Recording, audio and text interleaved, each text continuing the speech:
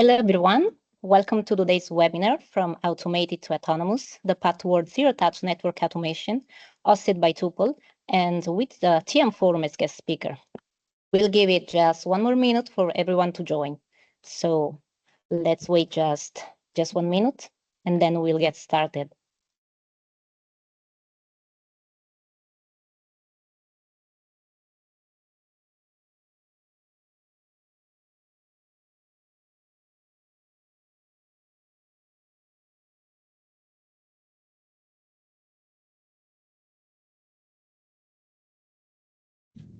Okay, let's get started. First, let's introduce our speaker. We have from one side Pablo Tapia, Chief Product Officer at Tupl, who works with operators deploying AI in live network operation. And on the other side, we have Michael Sullivan, Head of Member Solution at TM Forum, who leads the work behind the autonomous network framework that most of the industry now references. So thank you both of you for being here today. Thank you. Thank you. And hello, everybody. Hello, pleasure to be here. Great. Here's what we'll cover. First, a short read on what telecom automation actually stands today. Then Mike will walk us through TM Forum's autonomous network framework, the levels, and what each one really demands. Then Pablo will follow with concrete use cases on how AI earns operational trust. We'll close with a practical roadmap for operators planning the move towards higher autonomy. And finally, a Q&A session. So please drop your question in the Q&A panel at any point during the session. And so now, Pablo, over to you. Thank you, Ludo, and good morning, good afternoon, depending on your time zone. So what we're going to be discussing today is the new trends in automation, where we are, and what is coming, what is possible for your business, and how the industry is looking at this. In particular, how TM Forum is helping all the companies come across a common way of doing things. And why this topic is relevant today is because even though there has been automation in the telecom industry for as long as I can remember, the fact is that we still are spending a lot of time and a lot of money in these operations. So the money tied to the operational task is still very high. We don't see a huge reduction in the time to solve the problems when they arise, and the reason for this is that there is still a lot of manual things that need to be done. So the automation that we see is limited, and this begs the need for humans to interact and to make this working. And then we're going to talk about what are the reasons for this and how can we overcome them. But I'd like to hear your thoughts about this, Mike. Sure. Yeah. No, I think that there's a huge drive, and certainly from within TM Forum's experience, we're seeing a huge amount of activity and engagement. And I think a lot of it's driven because actually we have really got to actually dig deep and understand how we can reduce our cost base. So there's a huge drive in that particular area. But also, how do we provide better services and solutions to our customers? And we have created, whether we like it or not, a complex environment to navigate, to deliver services. So we need help as we start to see the demand on those services increasing, both in terms of volume and complexity. So as a consequence, we've got to turn to automation and ultimately autonomy to be able to deal with the demand in a quality way that makes sure we provide customer satisfaction. Thank you. Ludo?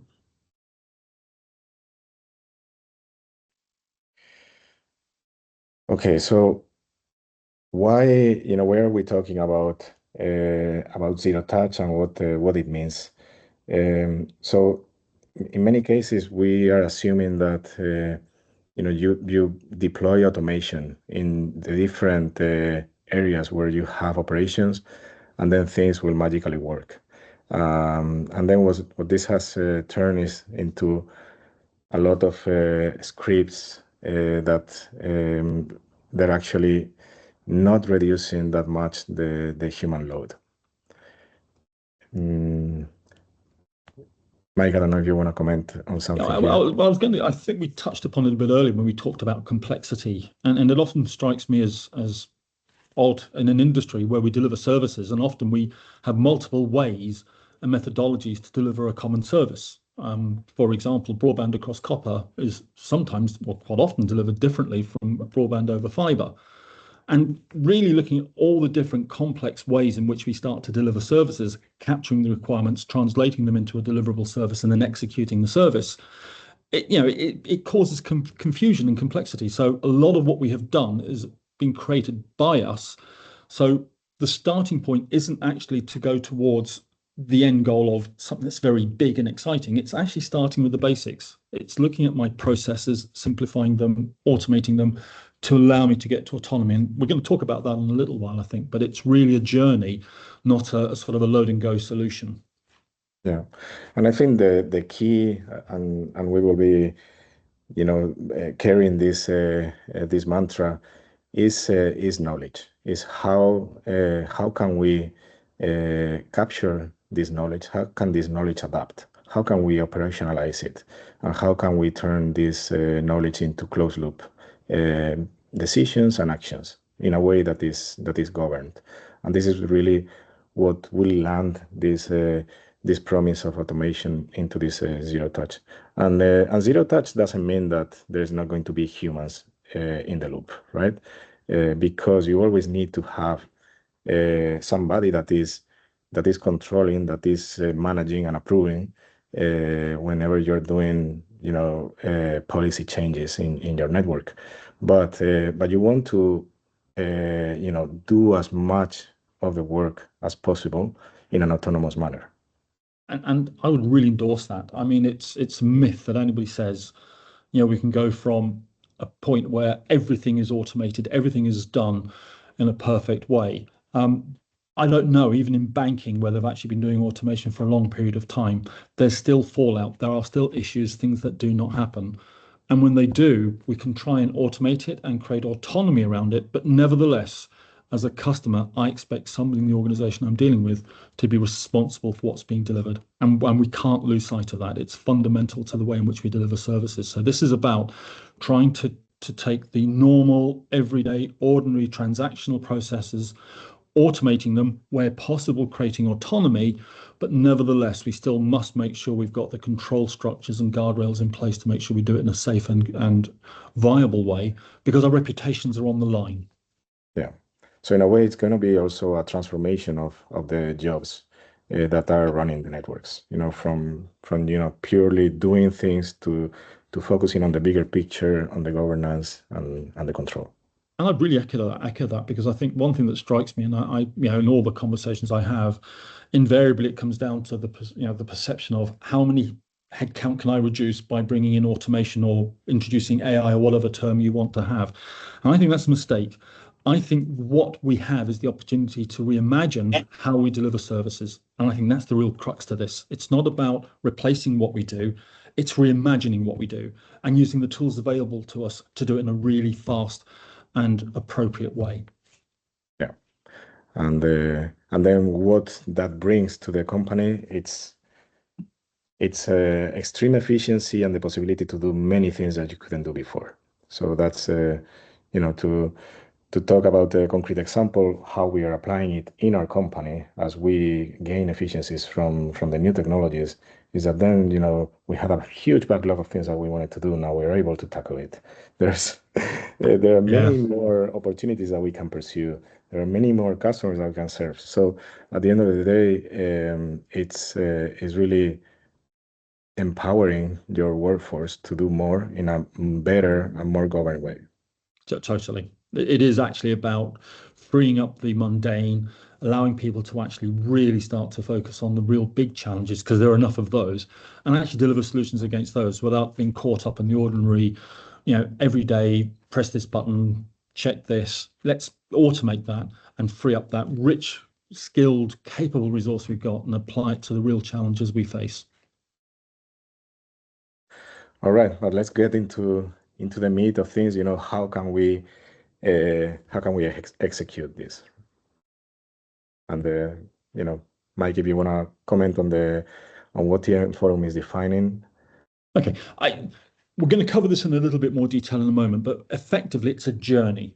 The journey from manual through automation through to autonomy is a journey, and that journey needs to be measured. It's like a roadmap. So one of the most important things that we've delivered is the ability to identify where I am, where I want to be, and create that roadmap journey. But more importantly than that, we're giving you all the tools to be able to identify what needs to be done. Reference architectures, how-to guides, a verification mechanism to make sure that you have interpreted it correctly. And right now we've got a whole rich stream of resources of organizations across the world working together, collaborating, not just to create these resources and these assets, but to actually grow and enhance them, because this is such an important part of our industry. But we will cover that in a bit more detail later. Yeah, and from our side, we recognize that this is a journey. We have been doing this for over 12 years now, and we fully align with the vision that the TM Forum is painting.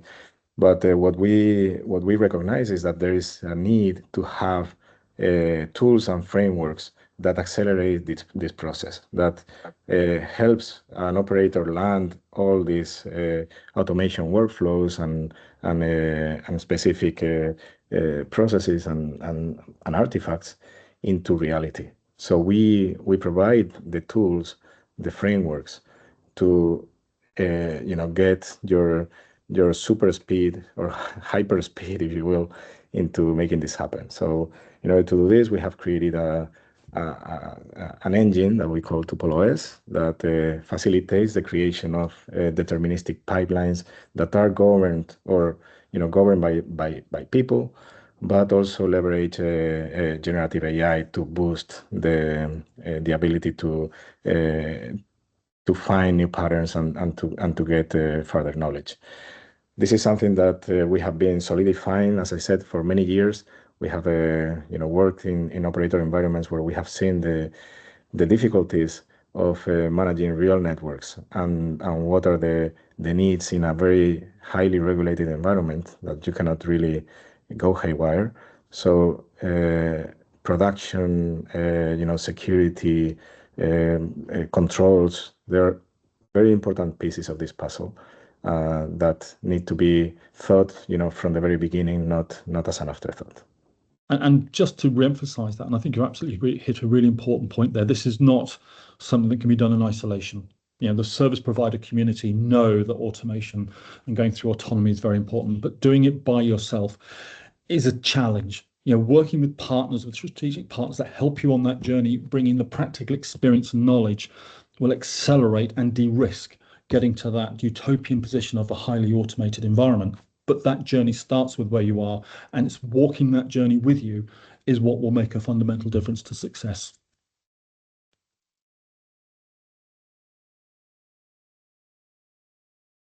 Okay, so before keep going with the conversation, let's have a quick poll. Which autonomy level best represents your organization today? So let's give a couple of seconds to see the responses.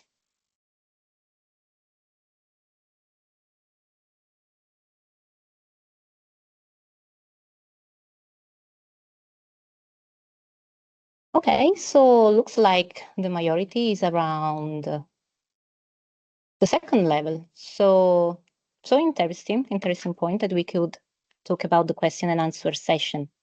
So let's keep going with the state of telecom automation today. So Pablo.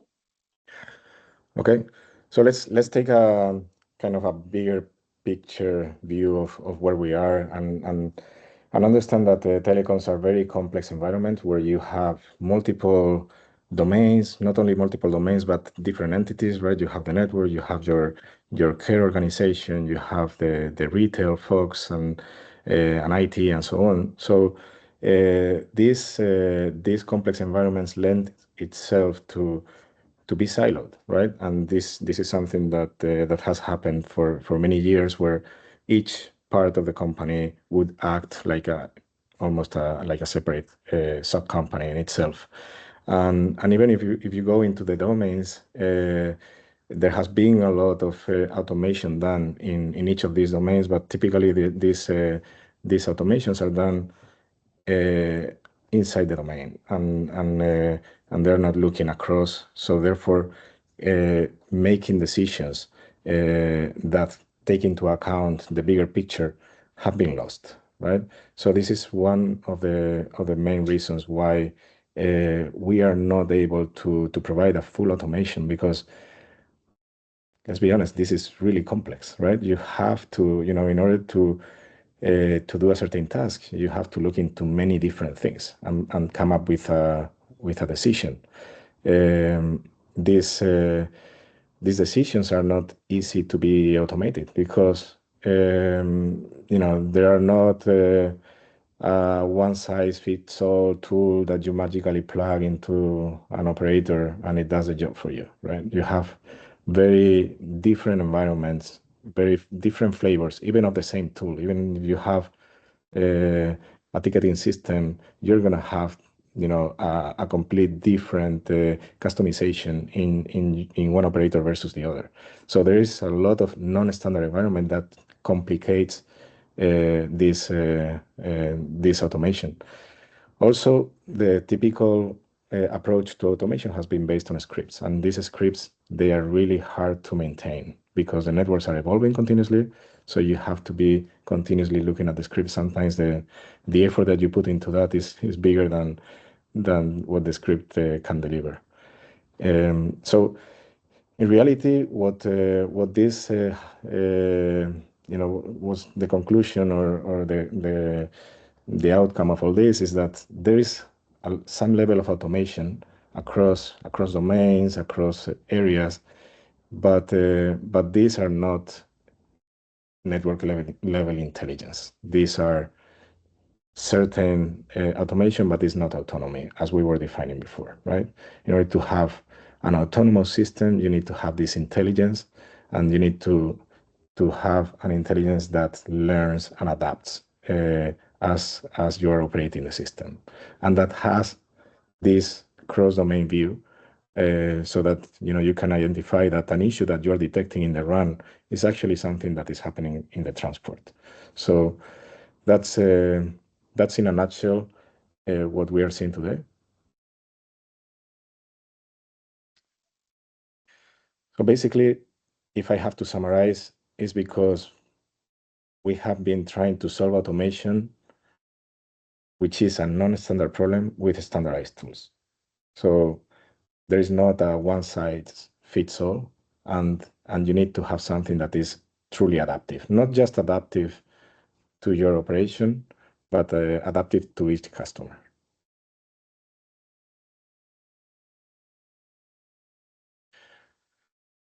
Okay, so going back to why we are rethinking automation, it's because we are still, as I said, we're still seeing this business outcome, which is, well, there's still a lot of OpEx, right?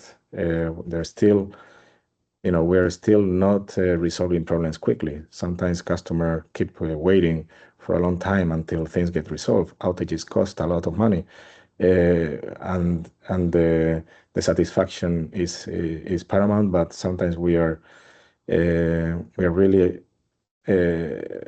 frustrated that we cannot do things faster. This from today's world where things are done based on scripts and doing a lot of manual triaging with isolated view, what we need is to go into a world where things are much more flexible and that can look across different domains and that can make intelligent decisions.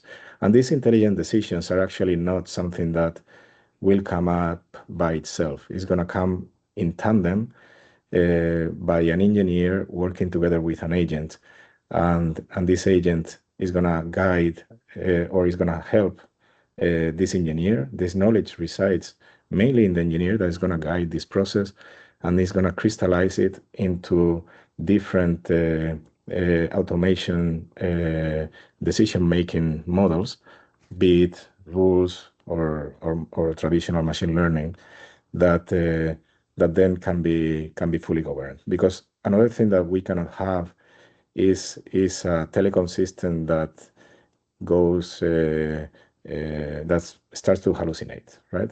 That's one of the risks that that is there today. With I know that there is a big push for agentic automation, and sometimes there is a misunderstanding of what agentic automation means. Agentic automation doesn't mean feed all the information to the agent and let it decide. Actually, it means let's use the agents to get the most of my automation. Because even if you look at the big Gen AI solutions today, like Anthropic, Claude Code, only a fraction of what this tool does is using LLMs, right? Most of the things need to be controlled by processes, by guardrails that make sure that you're not making the wrong decision. So the combination of these two is what's gonna give you this autonomy. And very important is that what are we doing this for? Of course, is to save the company money, to make it more efficient, but to provide a better user experience. And this user experience, how do you know about it? Is if you are able to go across domains. You have to be able to look at different metrics and make sense of them when it comes to what is my impact in my user experience, what are my SLAs, etc.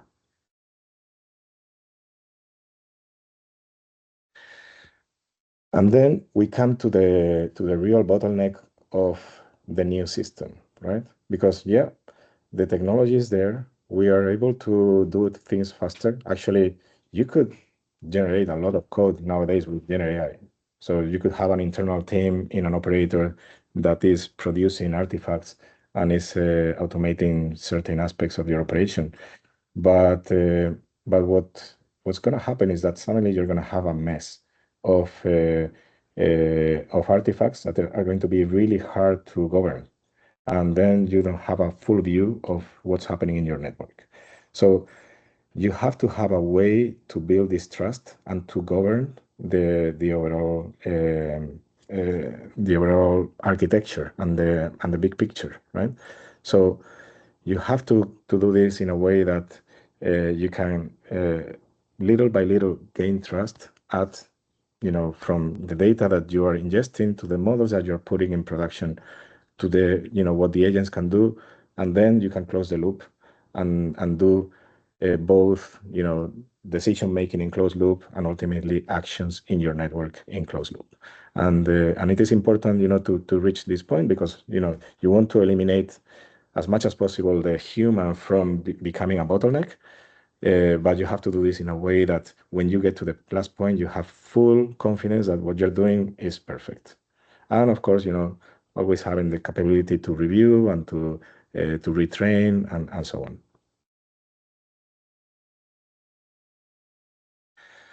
So to recap, what it takes to automate telecom networks. The first one is to have the ability to do deep integration to the operator systems. The more data sources that you can integrate, the better automation you can do, because as we are seeing, making decisions require that you take into account a lot of different factors. And this is not easy, because then suddenly imagine that you're, as I said before, you're trying to feed this to a AI agent in a raw manner. You're gonna fill the context window if you try to put everything in there. It's not gonna be able to produce any meaningful result. So this deep integration needs to be done in a way that is adapted to the operational environment of the customer, but also it's coordinated towards the big picture or the pipeline that you're building. This leads me to the second point, which is every operator is different, right? You have your unique integrations, but also your unique ways of managing your network, and this needs to be accounted for. So ultimately, the operators need to become the builders of their own automation. So this is something that the system needs to be able to allow this that through the interaction of of the operator, the technicians, the engineers, the system captures the knowledge and then goes into this continuous adaptation, right? The continuous adaptation is related to the fact that networks are in continuous change. There is new software releases, there is new services that come out, suddenly my API for this service changes. So how do you account for this? How do you make sure that you quickly adapt to these changes? And another important point that I have been kind of hammering, but it's key to all this, is the knowledge. Right now, the knowledge is siloed. It's in the heads of the engineers, and it's very, very, very diverse. You have engineers that have a lot of knowledge, others that don't have that much, and their decisions count the same. So how do you make sure that you're capturing this knowledge into an institutional knowledge system, and that this knowledge then scales? Because every decision that somebody makes is helping the next decision. And to do this in a way that is governed. So trust is paramount in an operator. We're talking about a regulated environment. Operators face really, serious fines and a lot of customer complaints if you are making the wrong move. So you have to make sure that whatever you do, there is trust in every point of the automation, and that you can control what goes into production.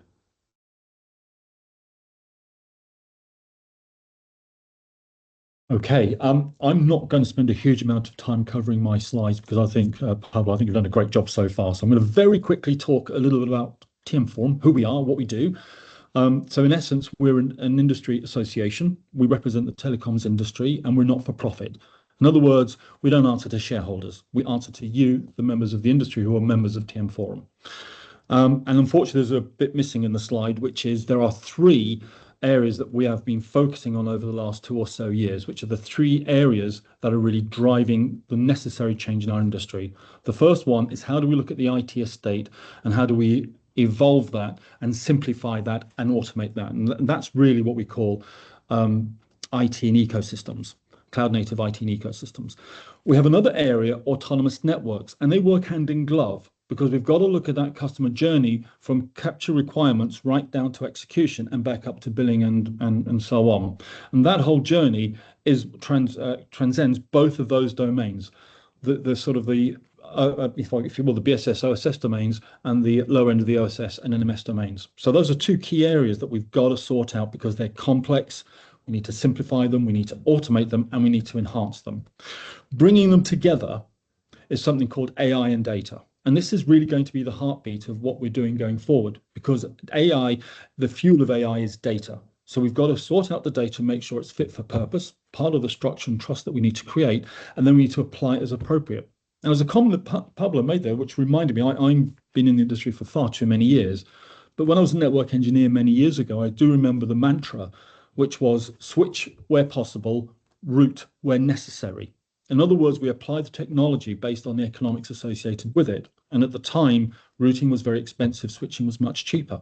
And in some respects, we've got to apply that logic to the way we actually start to go from the journey from automation through to autonomy. And we're going to use AI as a tool to deliver that, but we need to use AI where it's appropriate and where it can make a difference, and it's appropriately from an economic point of view. And that's a really important message to get across. And that's one of the things that we've been really clearly working on. So if we go to the next slide, I want to very briefly touch on this bit, and it really goes to the heart of what Pablo was saying. What we do is very, very complex. It's got complex data structures. It's got fragmented data structures, depending on which of the applications we use. We cross a lot of boundaries as part of that journey to deliver service.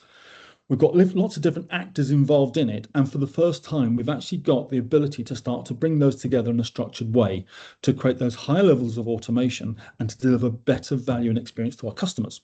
So how do we do it? Very briefly on the right-hand side, and it doesn't matter whether you're looking at it from a BSS, OSS, NMS perspective or from a traditional TM Forum ODA perspective, which are using the ODA layers of party commerce and production management, they kind of all match together. And what we're looking to do is to carry the concept of zero touch and actually at the right level make the right decisions. So we're making business decisions using closed loop technologies at the business layer, service decisions at the service layer, and more importantly, at the resource layer. And we've got lots of different domains there, brand, core, access, both copper and fiber, making the necessary decisions. Now, often when we describe this, we talk about a single journey with a single customer, which is very easy to conceptualize. We are dealing with hundreds of thousands, if not millions of transactions every single minute. And we need to understand the totality of that and the complexity of that in terms of delivering those real-time experiences for our customers, because we effectively need to reimagine how we deliver these services.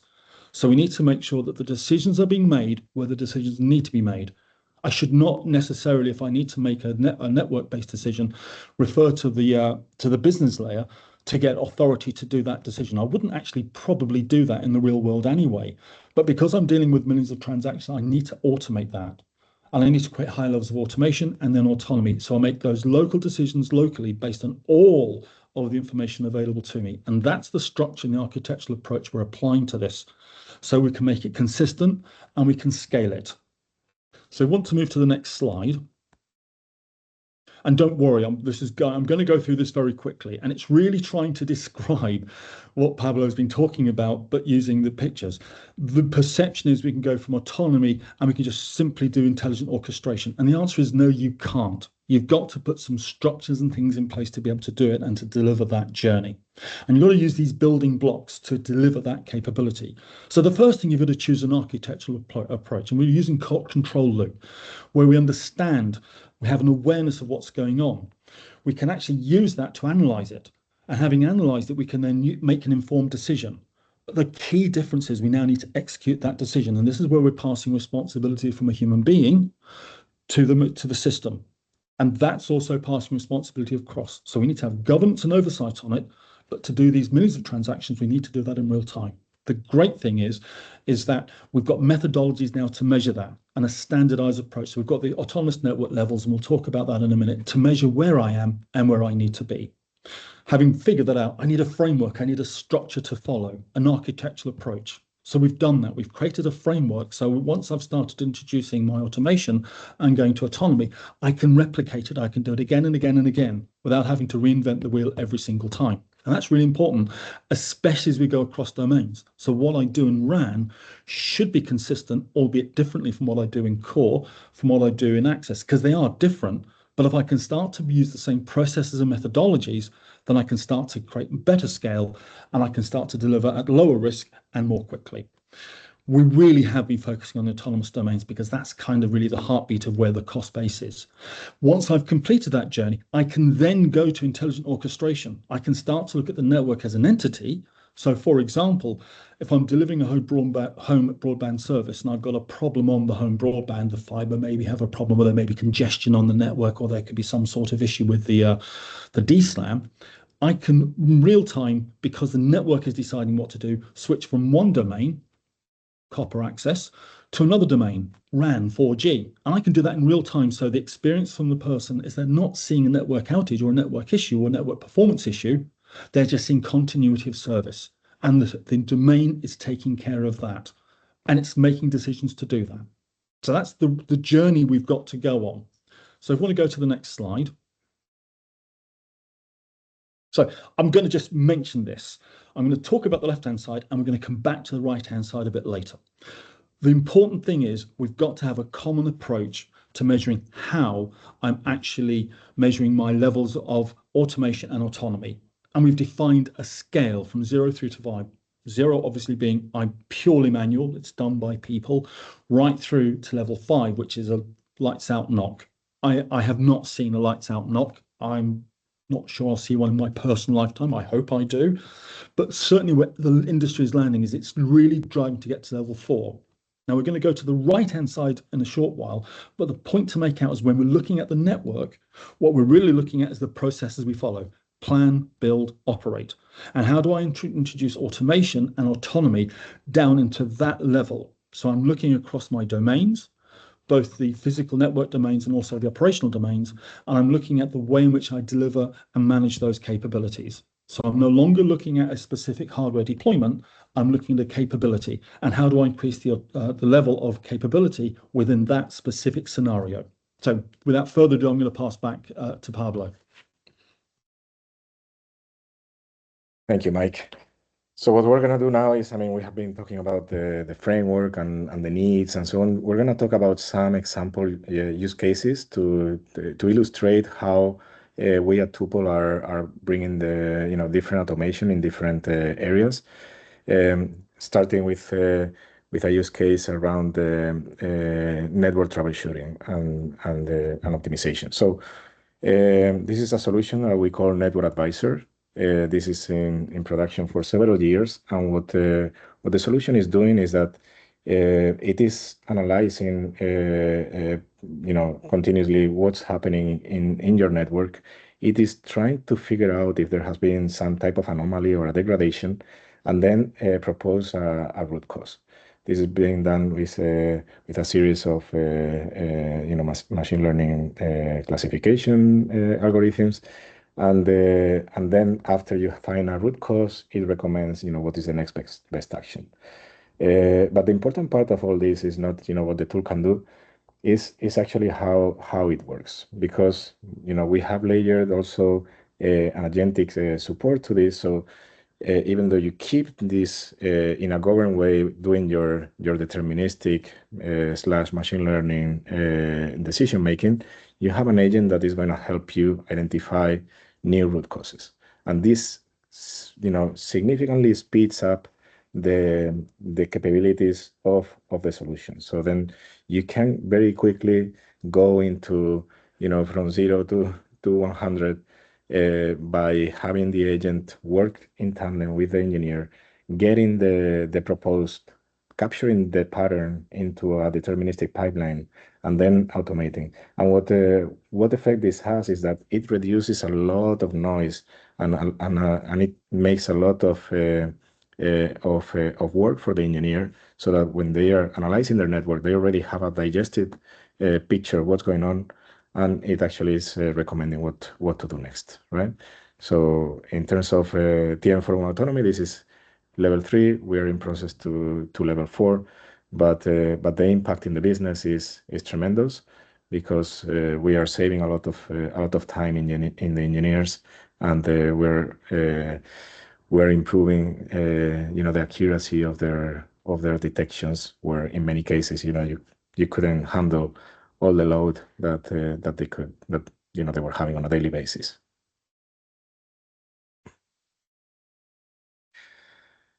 This is another example, and quite popular nowadays due to the geopolitical situation. It is well known that mobile networks, they consume a lot of power, and you have a lot of cell towers out there that are transmitting energy, and in many cases these cells are not having a lot of traffic, so you could save energy by tuning certain parameters, and this is something that the vendors have recognized, and they have implemented in their run controls. There are these what's called power saving features, but these power saving features, they're not really optimized to consider many things, including what is the user experience.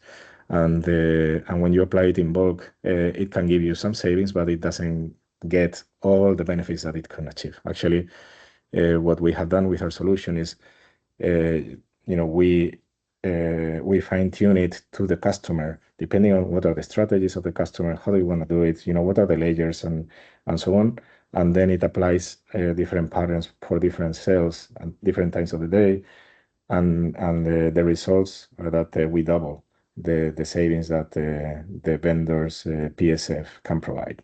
And this is done then, fully closed loop, considering all aspects of the operation. So not just my energy and so on, but also what is the impact on my user experience.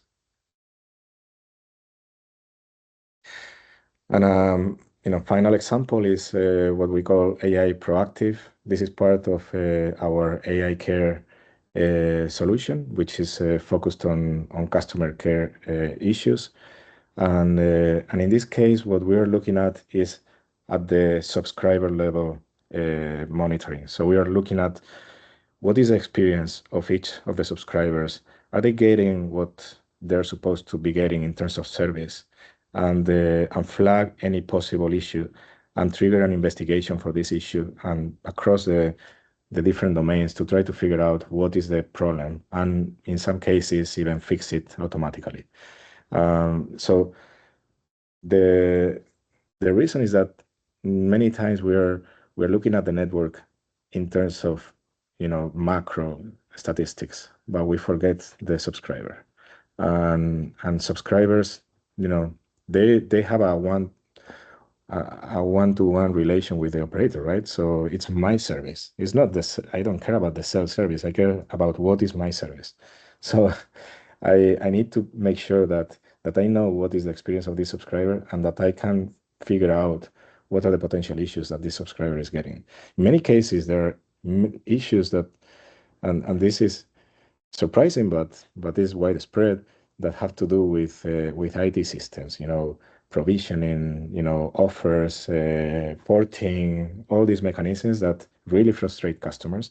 And when you have these events, you want to make sure that the subscribers are getting what they're subscribing for, right?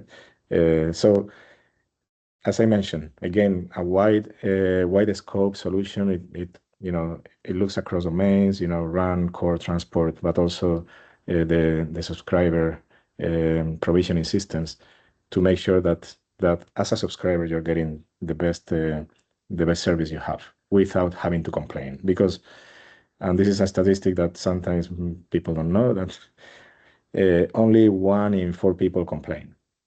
When you have a problem, you're going to churn. Is calling customer care is too cumbersome. So you want to capture this before that day comes.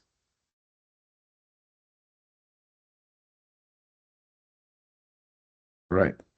I think over to you, Mike. Over to me again. Okay, so I said I'd come back to this particular slide. Now this time I want to concentrate a little bit more on the right-hand side. If you look there, what we have done is we've broken down that journey: plan, build, operate. So we plan, we build networks.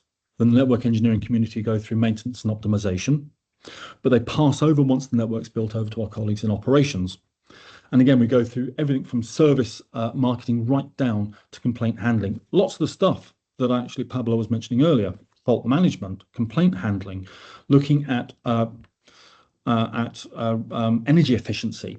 So what we have done is we've created a common approach in terms of how we measure our level of automation from 0 through to 5, which we've defined on the left-hand side. And the common approach can be then applied across all of the assessments. So we're now not assessing the totality, but specific areas within that journey of plan, build, operate across those different domains. So we don't look at fault management at across everything. We look at fault management within RAN, within core, and also within access, because we do it differently. And we want to understand what we're doing specifically in those scenarios, so we can then figure out what it is that we need to do to improve the level of automation, to go from whatever level I'm at to whatever level I need to be. And it doesn't have to be level 4. And I think there's a great example there that you showed earlier about the huge savings that can be made just going from level 2 to level 3. So this is all about the journey. But on that journey, and the big difference is that what we really are doubling down on is making sure that we understand what we need to do, what it's impacting, and what the benefits associated with those impacts are. In other words, if I'm going to do X will have this effect, and I can measure that effect in terms of measurable business outcomes: reduced O&M costs, network stability, potentially higher revenues. Happier customers are easier to retain. Higher retention levels, there's a direct correlation to increased revenues. We know that, and the cost of win back is actually reduced. So we can now start to articulate the investments we're making specifically to make an improvement against a business expected outcome. Everybody is a winner because we're focusing on what needs to be done, opposed to this big glorious picture. So where you see the green sections there are those assessments that are available now to any single organization. And as I said, the assessment is designed as a tool to allow you to understand where you are, but also to help you understand where you need to be and what that gap looks like. I'm going to talk about that in a moment. The amber ones are the areas that actually is work in progress. Our plan over the next 2 to 3 years, and we've got a lot of people working on this, is to completely populate this grid with lots of green where it makes sense. Because there's some scenarios where it's going to be a huge effort to create something and the return on that investment may not be so good. So we're focusing on those areas initially that will actually drive a higher return on investment. So we want to make sure that what we're doing is going to make a difference. The final bit is where you see the highlighted bit, the bolden bit, that's where we've actually created solution packs. And solution packs are designed to help not only the service provider, but also their partners by working together, taking practical examples of actually how to execute the journey. So in other words, we're trying to make that journey easier by taking the collective experience of the industry, bringing it together so that you don't have to do that journey in isolation. So it's all about enabling and empowering the team that's responsible for delivering this journey across all of the networks and across all the operational environments to make sure they do it consistently and they do it in a way that's measurable and we can measure the outcomes that we're expecting. So if we go to the next slide, this in very simple terms, and this is just how we've approached it. We perform the assessment, the autonomous network level assessment. It creates the gap analysis. We then deliver a solution design and then we implement it.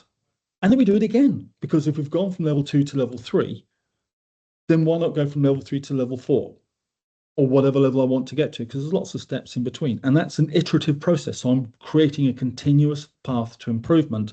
And each time I do something, I deliver a benefit to the business.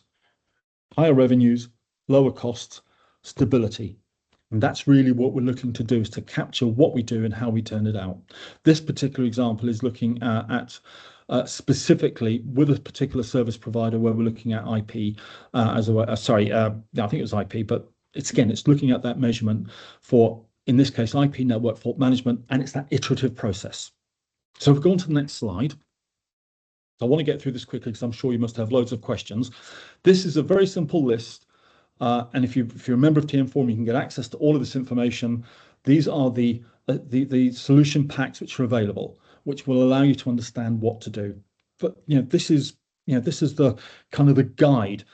It's really important that you do this journey with the correct selected partners, organizations that have the practical experience that can bring the value to help you on your journey. This is not a journey that can be done in isolation or by yourselves. That's a really important point to understand. You've got to harness the skills, knowledge, and experience of those organizations that can actually help you to deliver it. Otherwise, it's going to take you longer. I think that might be my last slide. Hopefully, we've got plenty of time for Q&A.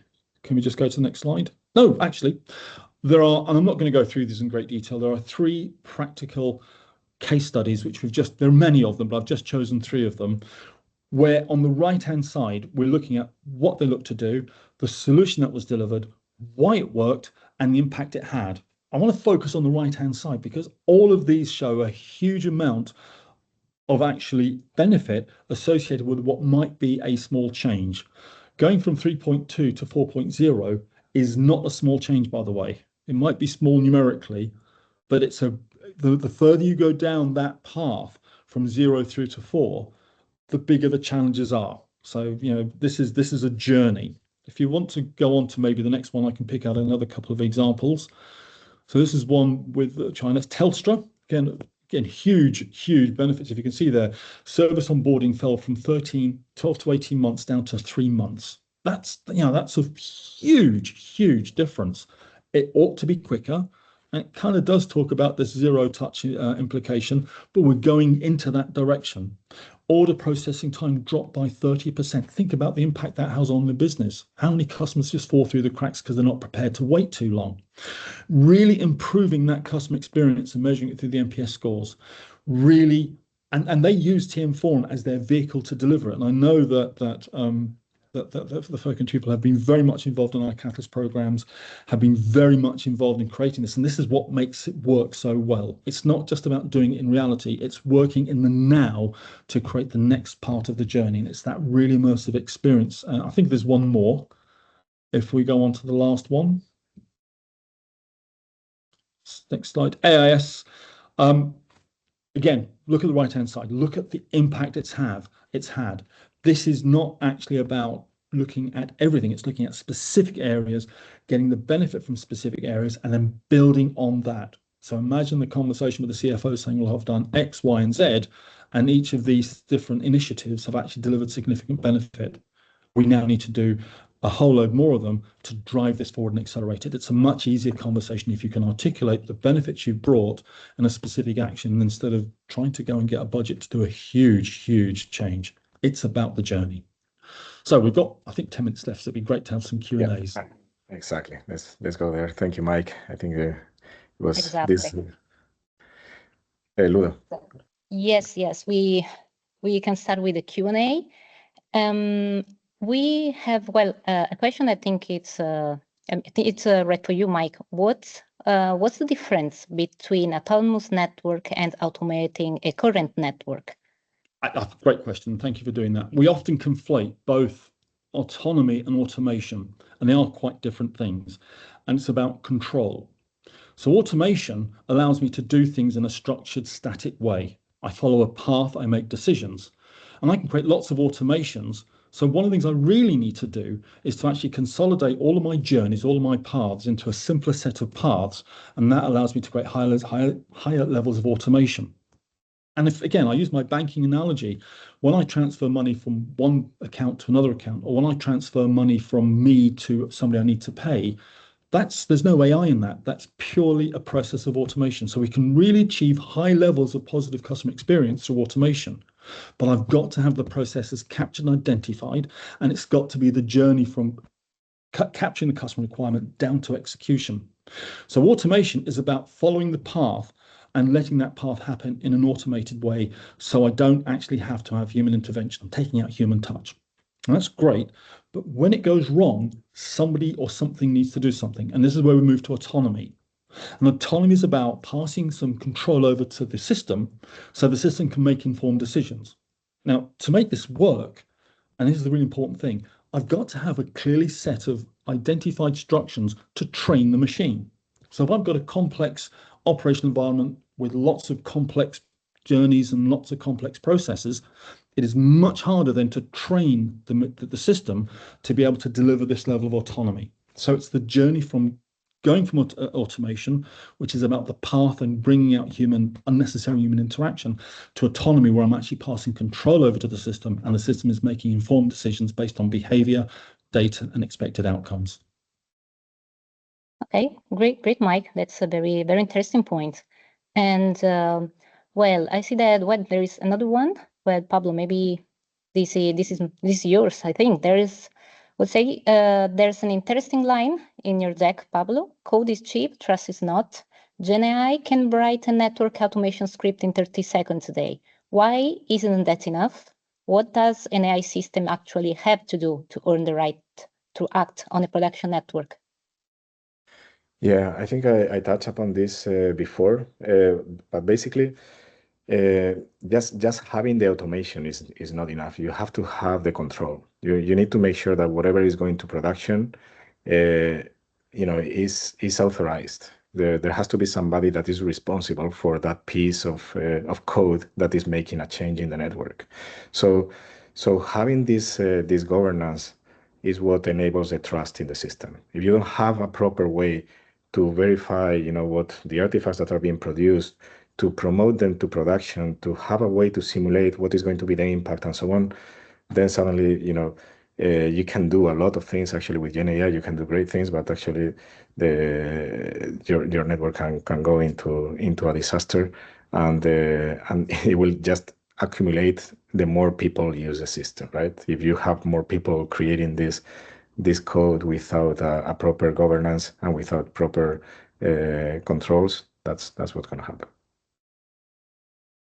Okay, great. And then, there's another question that maybe it's more, I think it's always for you, Pablo, because it's, Pablo, let's get back to concrete actions towards zero-touch networks. Can you walk us through how a proactive actually works, and is it limited to provisioning issues, or does it go deeper into things like radio problems? Yeah, it's not. I mean, I put the example of provisioning, but it's actually looking at the user as an experience, and it's looking at what is my call records, what am I experiencing. If I have a geolocation tool that can provide additional insights, I'm going to use that, and I'm going to determine what is that user experience and what is preventing that user experience from being great. So the tool is going to check across different domains, and it's going to try to figure out what went wrong, starting from provisioning, which is a major source of problems, but spanning across other problems. To give you an example, one of the situations that we had was that there was a certain type of device that was causing some misbehavior there, and this was very funny because that device was misbehaving only with a certain setting in the network. And then you would never capture this with proper statistics, right? Unless you go this deep into the investigation. And we were able to flag that this problem was happening, then identify that there has been a change done in the network and correlate it back to that the degradation started with that. And then actually when the change was reverted, we were able to verify that the devices stopped having this issue. So there are many nuances in operating a network that have these cross domain impacts that are hard to capture. Okay, great. Well, we are running out of time, but I think that we can respond quickly to one last question. So we have, how can companies address issues related to legacy infrastructure when adopting autonomous network solutions? Maybe Mike, this is yours. Sure. No, great question. I think the challenge is it's the what we do. It's back to those processes. And whether it's a legacy system, we still follow a path, we still follow a journey. And any journey can be automated. So the reality is, yes, we can address legacy systems. And I think this is what TM4 has really tried to bring across. Instead of looking at the specific network solutions and the network domains, we've tried to take it to a higher level to look at the totality, to get consistency across all of the domains. And every domain will have an element of legacy. Every domain will have current technology, and we've got to take that into account. So I'm not just looking at the legacy question within a particular domain, I'm looking at the legacy question across all domains. And that's a really important point, because this is all about how do I introduce automation and then autonomy. And it's that journey. And in some cases, automation's fine. It works okay, and it's all I need to do. In some cases, I want to really think about autonomy. I really want to think about actually passing decisions into the system because I can't deal with the volume that needs to be addressed in real time. And if I may maybe complement, from a pragmatical perspective, and this echoes what Mike has been saying of starting small and then growing over time, right? You don't want to do a massive overhaul of your systems, trying to automate and look for the holy grail of autonomy. You want to start with what you have and do incremental step changes, and little by little gain that that efficiency and the trust in the framework that you are putting together. It is completely the right move to keep your legacy systems, to build on top, and then decide at one point, in many cases for us, that it happened organically, where you integrate a certain data source, then there's one point where this data source stops to be necessary because you can go direct to the source, and then this legacy system is not needed anymore. So, but you don't want to do a 12-month project overhaul to trigger your first pilot. You want to do things quickly and gain knowledge and gain trust. Great, thank you so much, Pablo and Mike. Well, unfortunately, we won't be able to address all the questions today, but we'll follow up with each one individually by email. We have to jump to the key takeaways and then closing this session. Yeah, thank you, Ludo. So just to recap, what we have been talking about is that there is not a magic tool that you deploy on your network and suddenly you are zero touch. It's a journey. It's a transformation journey where trust is the gate. So it's really important to build trust about this system, And then how do you go about this transformation? Is not about looking at tasks, but about looking at what is the outcome, right? What is the process that you're trying to solve?